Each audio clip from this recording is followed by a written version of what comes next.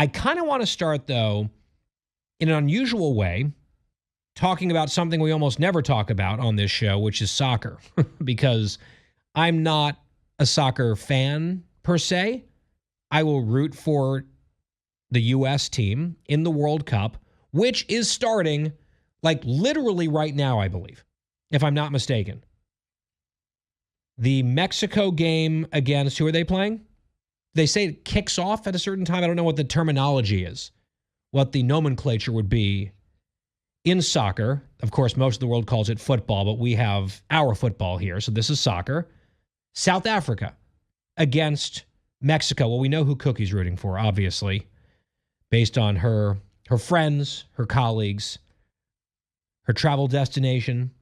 She's heading back there very soon. So she's obviously rooting for the Mexicans. Team USA playing tomorrow. Their first game against Paraguay in primetime tomorrow night, 9 p.m. Eastern on Fox. In fact, the Mexico game right now is on Fox. We encourage you, of course, to listen to this program, but you can keep tabs on it maybe in the background. USA, Paraguay, Big Fox tomorrow, also on Telemundo, 9 p.m. Eastern. I will almost certainly watch at least some of that game and root for America. But I have bad news for you, ladies and gentlemen. Very bad news.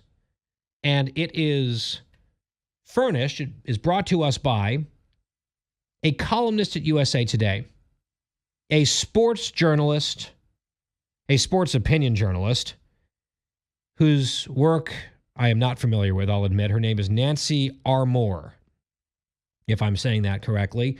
And she has graced us in USA Today with a column entitled, "The United States has already lost the World Cup with its greed and hostility." I've said it before, I will say it again. You will not find a more miserable group of left-wing journos in the world than sports journos. Not every single one of them. There are exceptions, but there are so many left. Like, if you think the political media is left-leaning, the sports media, so much of it, especially this type, they're even further left. And they seem to live with this chip on their shoulder all the time about not doing my job and being in the politics realm, and they try to inject it. They inject the politics constantly into sports wherever possible to fulfill whatever that need is that they have, because maybe it's like a sense of inadequacy and sports isn't enough for them, and they shoehorn political topics into their commentary all the time, and it is overwhelmingly left-wing commentary. Again, there are exceptions. I love the people who stick to their sports.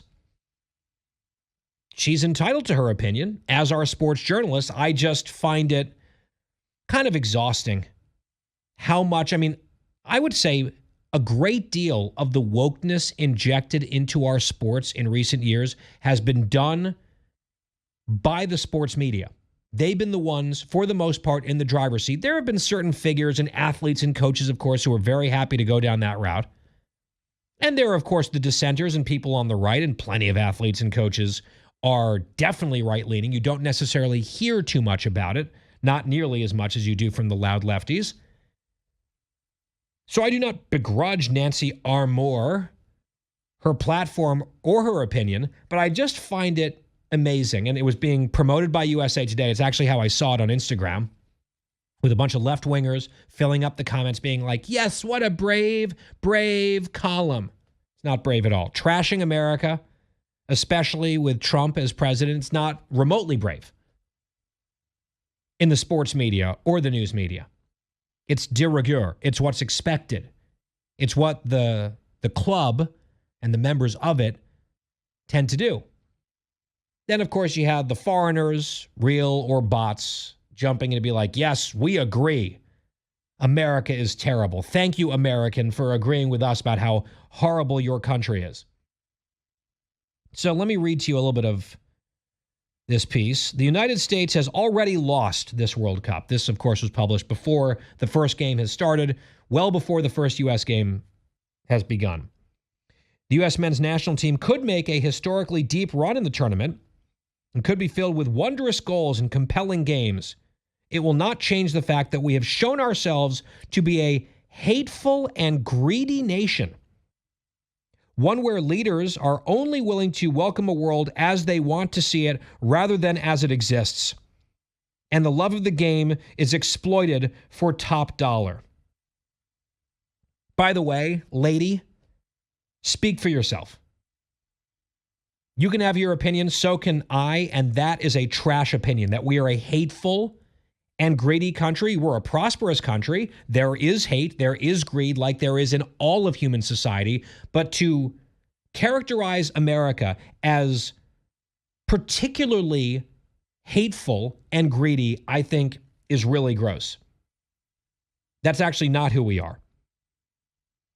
And whatever she says about, seeing the world as they want it to exist, and she has some grievances, she talks about some issues with visas. Some of those questions might be legitimate. Some of them, I think, are not.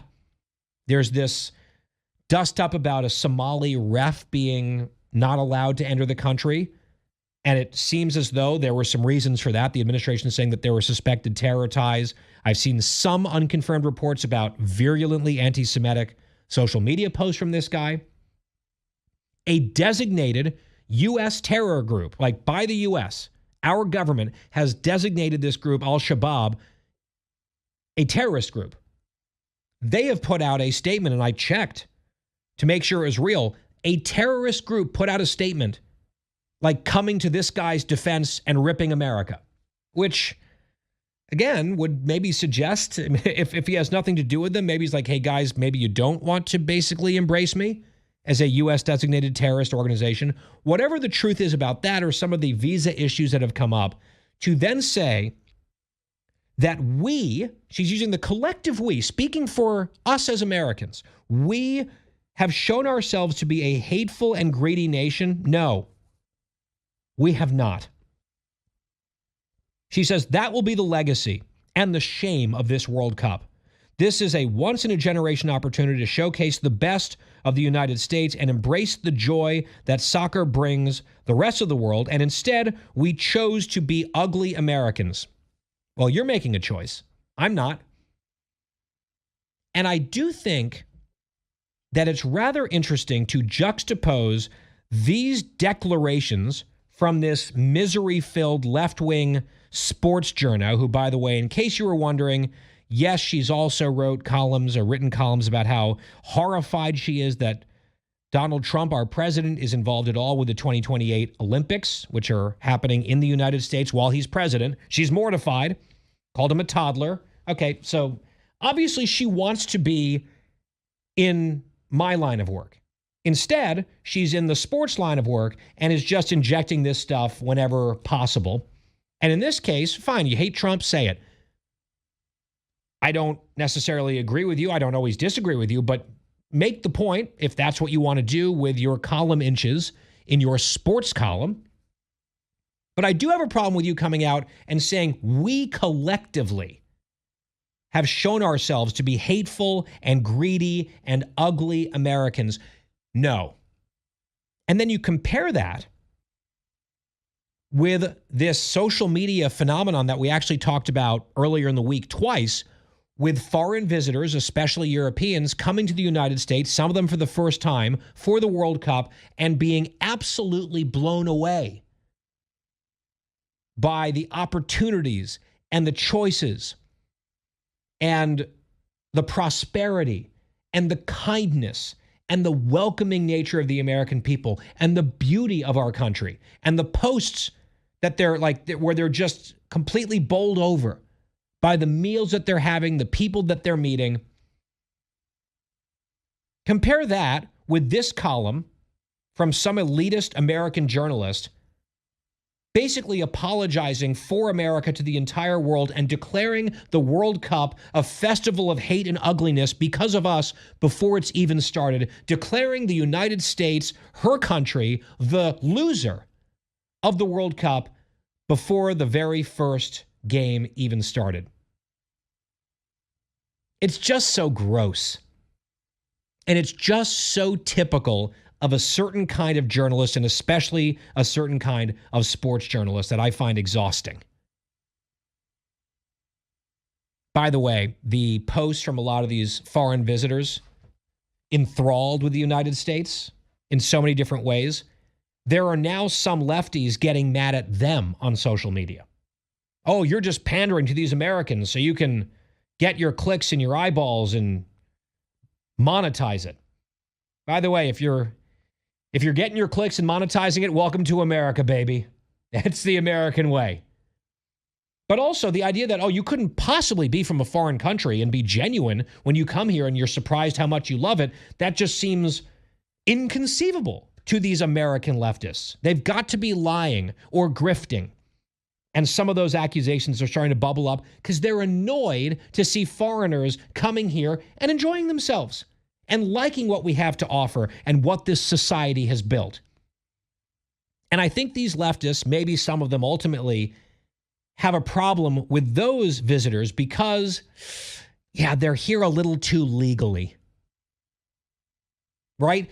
The left believes that this is the hardcore left, not everyone on the left, but this type of anti-American sentiment on the left is rooted in the idea that we're a rotten, uniquely oppressive, racist, terrible country.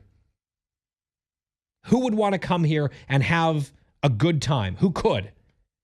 But then the same people welcome with open arms illegal immigrants. The more criminal, the better, it seems, in some cases. You have all these people desperate to come here illegally, and they're welcome. Why do they want to come here? Well, don't think too hard about that because it's a terrible place, but we love illegal immigration. Here are people coming to our country on tourist visas for soccer, many of them saying I'm having a great time. That apparently is the problem for people with this mindset, who agree with the idea that America has lost the World Cup because, of course, we have to lose everything, especially with Trump in charge.